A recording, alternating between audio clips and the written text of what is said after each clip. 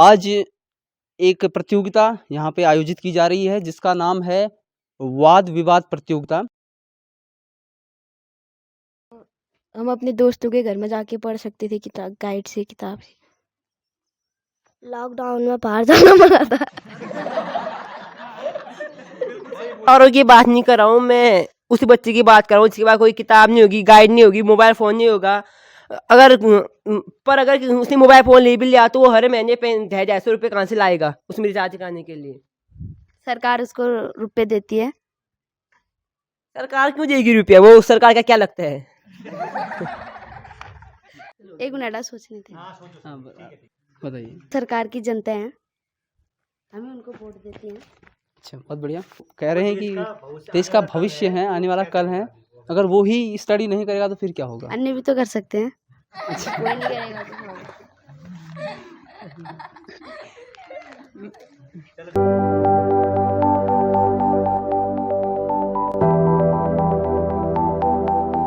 नमस्कार, सज्जनलाल memorial society में आप सभी का हार्दिक स्वागत है।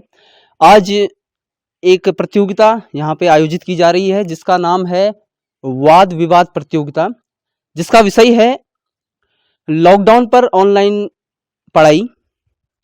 तो इसके लिए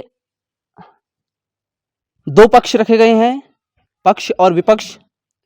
पक्ष में नैतिक, शुभम, नितिन, राहुल, प्रियांशु, और विपक्ष में लता, नमिता, चंद्रेश, आयुषी और हर्षित हैं। ये नैतिक शर्मा है, ये ऑनलाइन स्टडी के पक्ष पर बोलेंगे। ये हैं लता शर्मा और ये ऑनलाइन स्टडी के विपक्ष पर बोलेंगे। तो हम वाद विवाद प्रारंभ करते हैं। पहले मैं आप सभी का धन्यवाद करना चाहूँगी, यहाँ पे आदरणीय दोनों जज और मेरे प्यारे भाई बहनों। मैं आपको ऑनलाइन स्टडी पर विपक्ष के बारे में बोलूँगी। तो फिर मैं बोलना चाहूँगी विपक्ष पे कि पहाड़ों पे जितने भी गांव हैं उनमें बहुत सारे ऐसे गांव हैं जिन पे इंटरनेट की सुविधा नहीं पहुंच पाती है और वो ऑनलाइन स्टडी नहीं कर पाते हैं। शुभम यहाँ पे अपनी बात को रखेंगे। ऑनलाइन शिक्षा का एक ऐसा माध्यम था जहाँ शिक्षक बच्चों को घर बैठे ही पढ़ा सकते थे और कोरोना से बच भी सकते थे। तो इसमें बच्चे इंटरनेट के माध्यम से जूम ऐप, मीट ऐप जैसे अन्य ऐपों पर पढ़ते थे। अच्छा, अगर जिन बच्चों के पास मोबाइल नहीं थे वो कैसे पढ़ते, और अगर हम ऑफलाइन शिक्षा पढ़ भी सकते थे तो हम उसमें सावधानियां भी रख सकते थे, जैसे मास्क पहनना, सोशल डिस्टेंसिंग, अन्य चीज़ें। यहाँ SML सोसाइटी के शिक्षक कमल सर द्वारा और हमारे विद्यालय रायका देवलथल के शिक्षक द्वारा ग्रामीण क्षेत्रों में गरीब लोगों को फ़ोन दिए गए थे और स्कूल कॉलेज वगैरह बंद नहीं होते तो बच्चे मास्क का उपयोग, सैनिटाइज़र का उपयोग नहीं करते और इससे कोरोना के फैलने के कारण ज़्यादा होते। अगर ग्रामीण क्षेत्रों में मोबाइल मिल भी गए थे तो नेटवर्क की समस्या ज़्यादा रहती है। जैसे अगर हम ऑनलाइन क्लास पढ़ भी रहे हैं तो बीच में अगर नेटवर्क चला जाए तो हमारा वो प्रश्न या वो टॉपिक छूट जाता है। जो प्रश्न या टॉपिक छूटते थे वो हमारे पुस्तक में अवश्य होते थे। अगर वो प्रश्न होता था तो हम उसका आंसर कैसे देखते थे? आंसर गाइड या गूगल पे मिल जाता था। जैसे अध्यापक स्कूल में पढ़ाते हैं उन्हें उससे अच्छे से समझाते हैं, वैसे गाइड या गूगल में नहीं समझाया जाता। जैसे शिक्षक स्कूल में समझाते हैं वैसे मीट ऐप या जूम ऐप पर समझा लिया करते थे। अगर बीच में नेटवर्क चले जाता था तो फिर बच्चे खुद ही अपना गाइड में देख के वो क्वेश्चन सॉल्व कर सकते थे और समझ सकते थे। हेड आया तो आप क्या करेंगे? अपनी बात रखेंगे या विपक्ष को मौका देंगे? सर विपक्ष को। अच्छा, विपक्ष को मौका देंगे। तो आप अपनी बात शुरू कीजिए। ऑनलाइन क्लास से बच्चों की आंखों और स्वास्थ्य पर बुरा असर पड़ा। बिल्कुल। अगर बच्चे ज़्यादा देर फ़ोन देखेंगे तो तब स्वास्थ्य व आँखों पर असर पड़ेगा। अच्छा, आपका नाम? मेरा नाम प्रियांशु कुमार है। ऑनलाइन क्लास में हमें हमें स्कूल जाने की ज़रूरत नहीं थी, हम घर बैठे ही पढ़ाई कर सकते थे। अच्छा, आप क्या कहना चाहेंगे? और नेटवर्क चले जाता था, बारिश से हमारे नेटवर्क वो सब टूट जाते थे, तो क्या कर सकते हैं। हम किताब या गाइड के सहारे पढ़ सकते थे।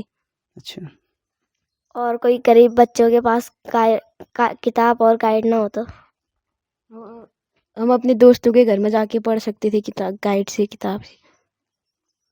लॉकडाउन में बाहर जाना पड़ा था। बहुत बढ़िया। अब क्या कहना चाहेंगे?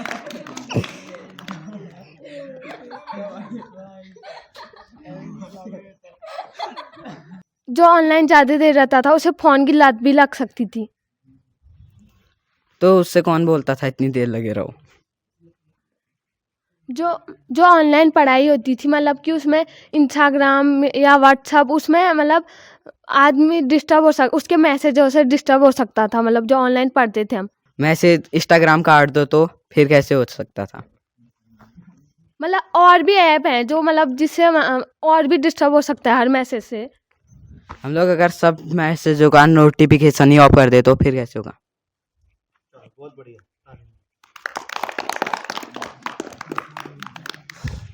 अब कौन बचा? इसके बाद अगला ग्रुप। तो सबसे पहले परिचय, आपका नाम? मेरा नाम दीपांशी जाल है। अच्छा, और आपका? मेरा नाम पंकज जोशी। अच्छा, पंकज जोशी विपक्ष में बोलेंगे और आप ऑनलाइन पक्ष में बोलेंगे। तो सबसे पहले टॉस करेंगे कि कौन अपनी बात को पहले रखेगा। अभी आप बोलेंगे। हेड हेड आया, तो आप पहले बोलेंगे या फिर अपने पक्ष को मौका देंगे? पहले मैं बोलूँगा। अच्छा, गुड, बोलिए। मैं ऐसे ऑनलाइन क्लासेस से मैं ऑनलाइन क्लास से वो उससे खुश नहीं हूँ कि ऑनलाइन क्लासेस से जिन जिन बच्चों के पास मोबाइल फ़ोन नहीं होते हैं वो कैसे पढ़ेंगे। अच्छा, बिल्कुल सही कहा। सबके घर में मोबाइल फ़ोन होते हैं। आप बोल रहे हैं कि सबके घर में मोबाइल फ़ोन होगा। अगर किसी के घर में मोबाइल फ़ोन नहीं होते हैं तो वो क्या करेगा? गाइड से या किताब से पढ़ सकते हैं। पर अगर कोई बच्चा बहुत ही गरीब होगा तो उसके बाद गाइड किताबें कुछ नहीं होगा तो वो क्या करेगा? वो कुछ नहीं, बैठे रहेगा।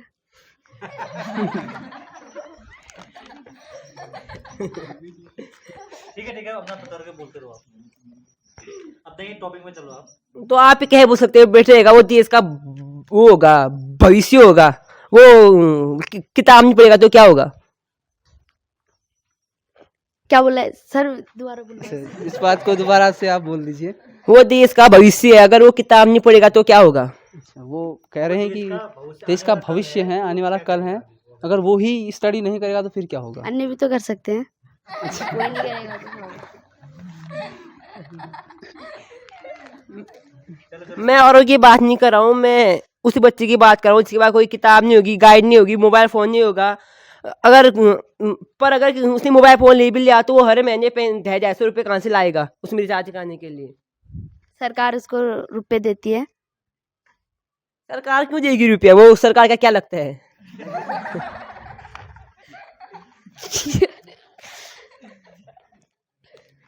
क्या लगता है सर? एक मिनट सोचने थे। हाँ, आराम से सोचो।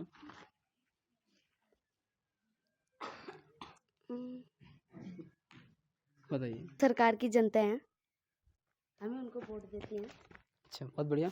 आप सरकार की जनता है तो क्या हुआ? सिर्फ एक ही बच्चे के लिए उस सरकार पैसे देगी क्या? सबको देती है।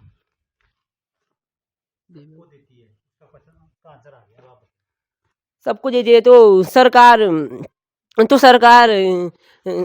को पता कैसे चलेगा कि इस बच्चे के पास पैसे नहीं है फोन में नेट डालने के लिए? सबके बैंक में भेजती है। सबके बैंक में भेजती है। मतलब क्यों भेजती है सरकार आपको पैसे, बताइए आप।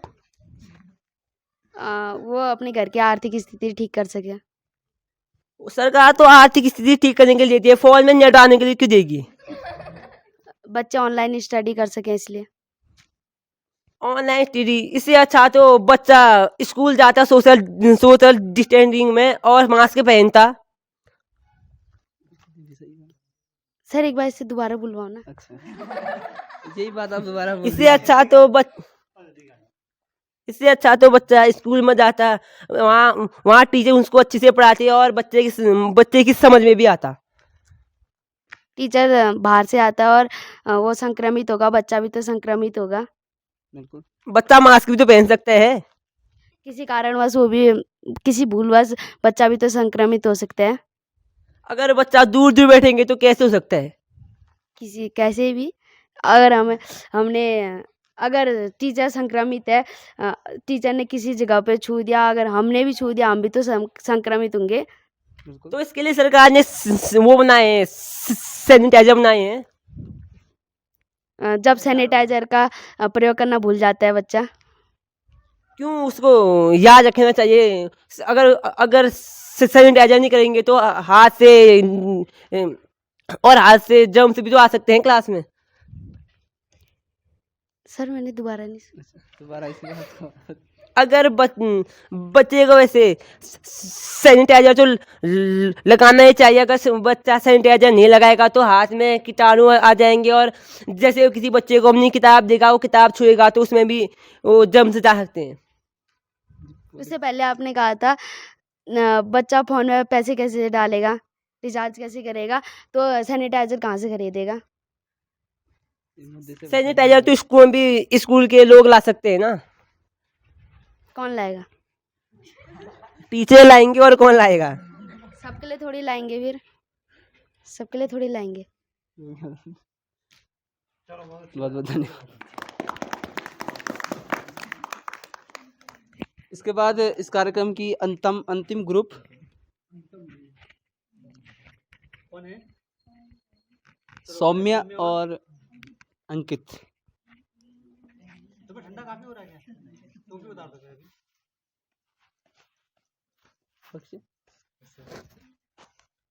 पक्षी विपक्षी नहीं तय थोड़ी कर दिया। हो गया। तुम कर लेता है तुमने? हाँ ये पक्ष वाले हैं, पक्ष कर वाले दिया ये टॉस करना है। पहले हर पक्ष में तो पक्ष था। नहीं अभी तो इतने रिपीट हो गए, अब तो पता चल गया इस बारे में। नहीं, उनको पहले से पता था कि ये पक्ष में है सर। ऑनलाइन पक्ष में है। हाँ ये बट वो तुम्हारे लिए तो इजी है यार। तो सबसे पहले परिचय। मेरा नाम सौम्य चौहान है, मैं पक्ष में बोलने वाला हूँ। सौम्या चौहान पक्ष पर बोलेंगे और मेरा नाम अंकित जोशी है, मैं विपक्ष में बोलने की कोशिश करूंगा। अंकित जोशी विपक्ष में बोलने की कोशिश करेंगे। तो सबसे पहले कौन बोलेगा? टॉस कर लेते हैं कि कौन पहले अपनी बात करेगा। कौन बोलेगा? मैं बोलूँगा हेड। हेड।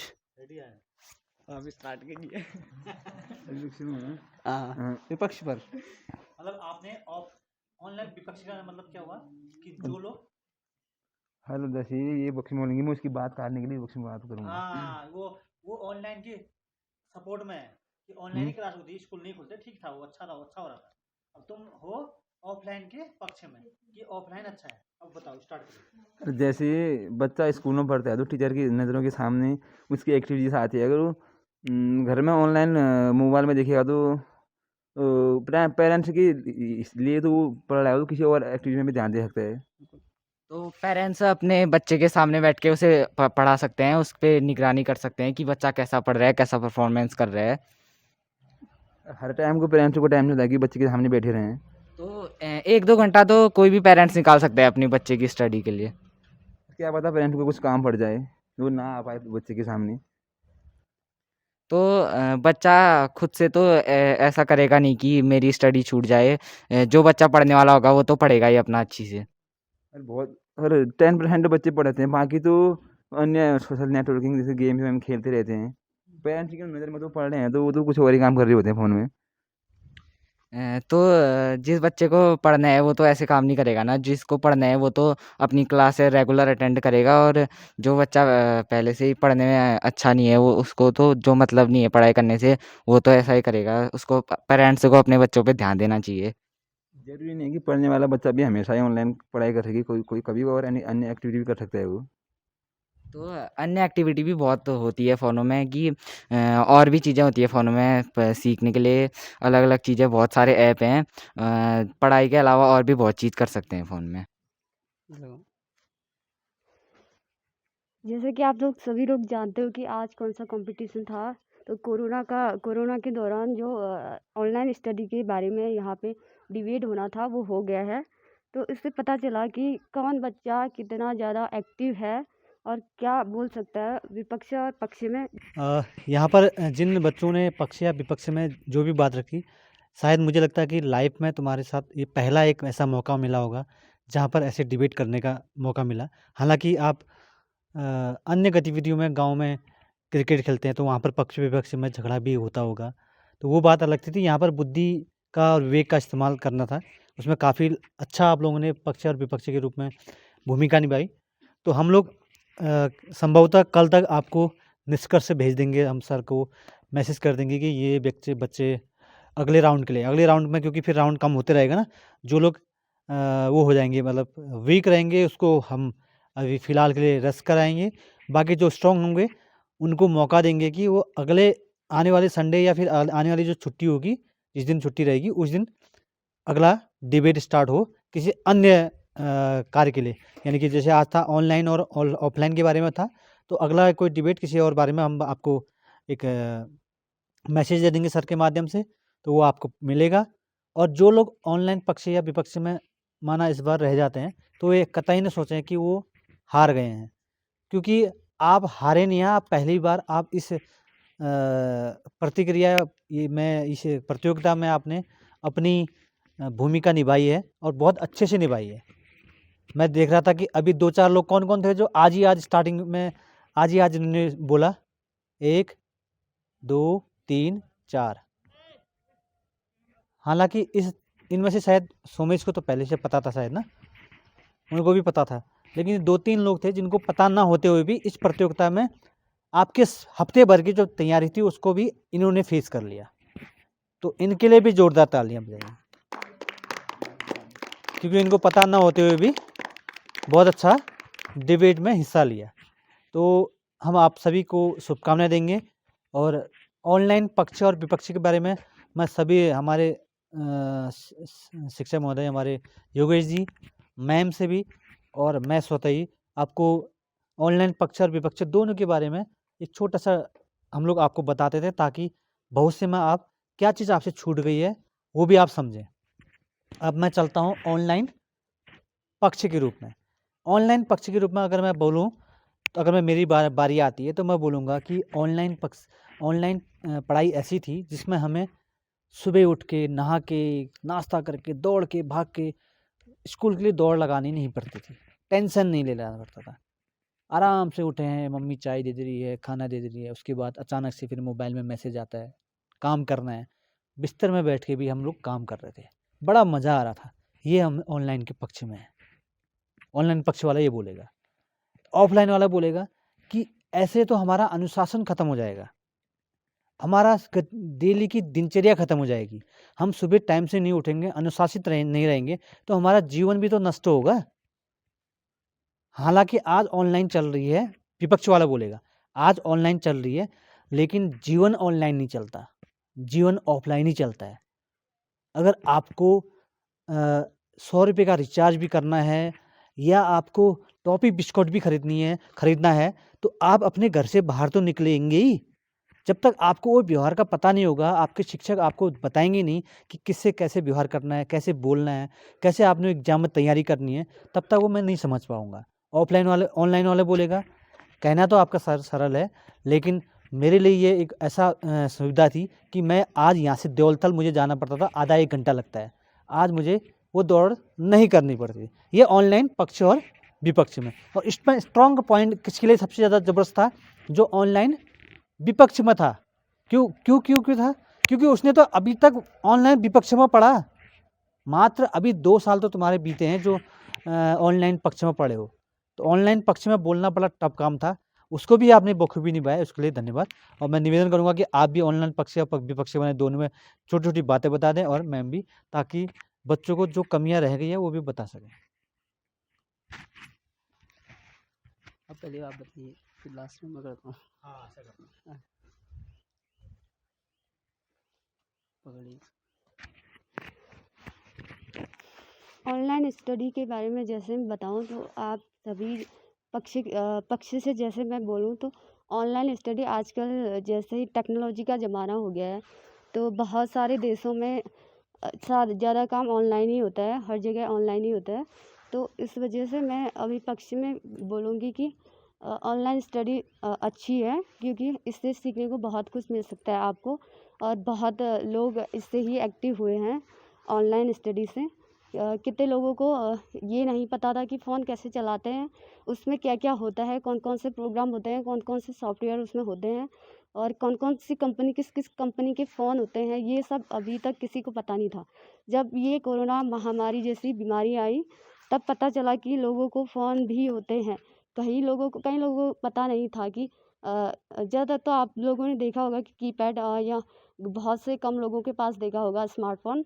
जब ये बीमारी का दौर चला, तब आपने देखा होगा कि स्मार्टफ़ोन भी होते हैं। क्या आपने सोचा था कि आपके पास भी आएगा, कि स्मार्टफ़ोन आप भी चला सकोगे? सोचा था आपने? नहीं ये सोचा बहुत होगा। बड़ी बात बोली कि आपको मजबूरी होते हुए आपके पिताजी लोगों ने ऑफलाइन के लिए ऑनलाइन पढ़ाने के लिए कम से कम 5-6 हज़ार का फिर भी मोबाइल लेके दिया है। उससे आपने बहुत कुछ सीखा है। सही कह रहे होंगे। ठीक है मैम, कह रहे हो।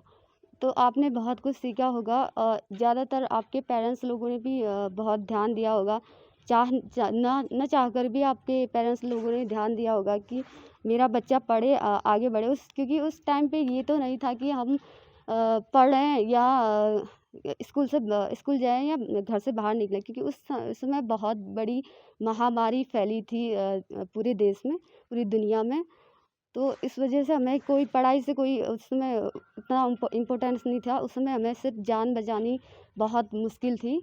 कई लोगों ने बहुत सारे अपने परिवार खोए, फैमिली खोई, रिलेटिव खोए, बहुत चीज़ें खोई। वो लोग बहुत से लोग तो इसी सदमे में हैं, उनको तो ये पता नहीं है कि स्टडी हमें करनी चाहिए, आगे बढ़ना चाहिए। उनको अपने बारे में उस समय कुछ पता नहीं था। तो धीरे धीरे जैसे ही स्लो हुआ, तो उस टाइम हमने सोचा कि हाँ, हमने भी आगे बढ़ना है, इस चीज़ से लड़ना है।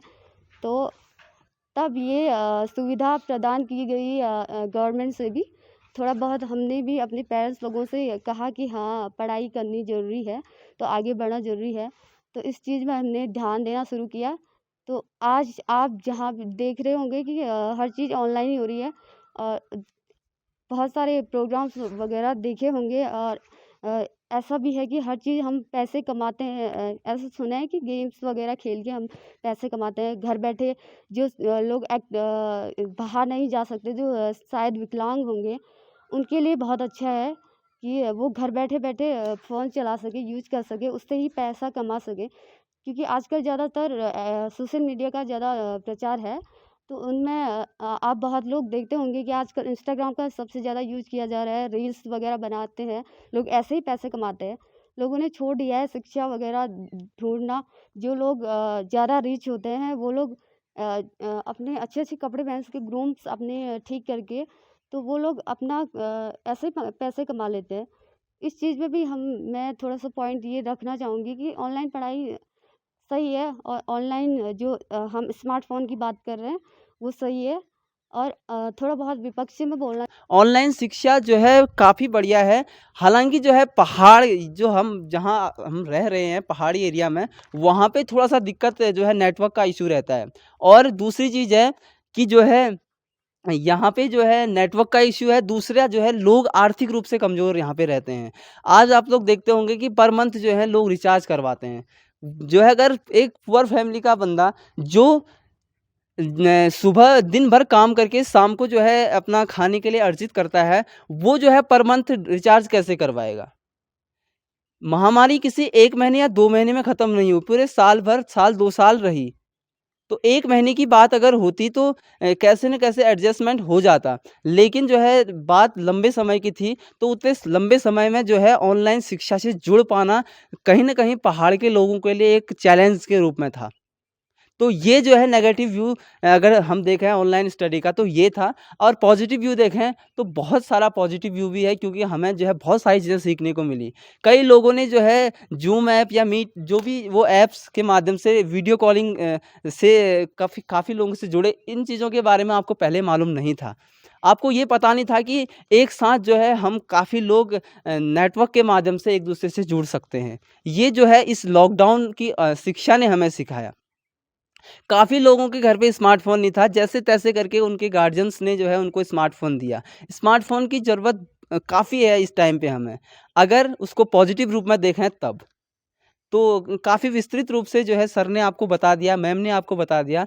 तो आशा करता हूँ आपको समझ में आ गया होगा और आज की ये जो प्रतियोगिता है वो यहीं पर समाप्त होती है। अगली बार जो है एक नए विषय के साथ हम लोग जुड़ेंगे और आशा करता हूँ कि आज जो मिस्टेक्स हुई उनको जो है आप लोग सुधारने का प्रयास करेंगे और अगली बार और बेहतर आप लोग करेंगे। इन्हीं शब्दों के साथ मैं अपनी वाणी को विराम देता हूँ और आपके नतीजे जल्द ही आपको बताए जाएँगे और जो अगले चरण में होंगे वो तैयारी अभी से स्टार्ट कर लें। तो थैंक यू। और 2015 में